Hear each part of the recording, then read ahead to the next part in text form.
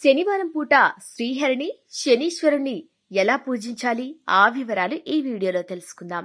శనివారం వెంకటేశ్వరుడికి ప్రీతికరమైన రోజు. అలనాడు వైష్ణవులు ఎంతో శ్రద్ధగా శ్రీహరిని నియమనిష్టలతో పూజించేవారని పురాణాలు చెబుతున్నాయి. అందువల్ల శనివారం నాడు వేకువజామునే నిద్రలేచి శుచిగా స్నానం చేసి తులసి కోట ముందు ఆవు నేతితో గాని నువ్వుల నూనెతో గాని దీపం వెలిగించిన వారికి అష్టైశ్వర్యాలు సిద్ధిస్తాయి. ఇలా చేసిన గృహంలో లక్ష్మీదేవి ఎల్లప్పుడూ కొలువుంటుందని నమ్మకం. శనివారం సాయంత్రం పూట వెంకటేశ్వర ఆలయంను దర్శించి నేతితో దీపం వెలిగించే వారికి బాధలు తొలగిపోయి సుఖ సంతోషాలు ప్రాప్తిస్తాయి. ఇలా 7 శనివారాలు వెంకటేశ్వర స్వామిని పూజిస్తే దోషాలన్నీ తొలగిపోతాయి. అలాగే శని పేరు వినగానే అందరూ భయపడతారు. కానీ ఆ స్వామిని భయంతో కాకుండా భక్తితో కొలిస్తే సకల శుభాలతో పాటు ఐశ్వర్యాల్ని ప్రసాదిస్తాడు.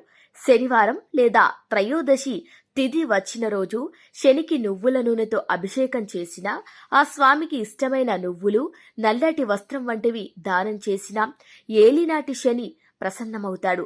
అర్ధాష్టమి శని బాధల నుంచి ఉపశమనం లభిస్తుంది.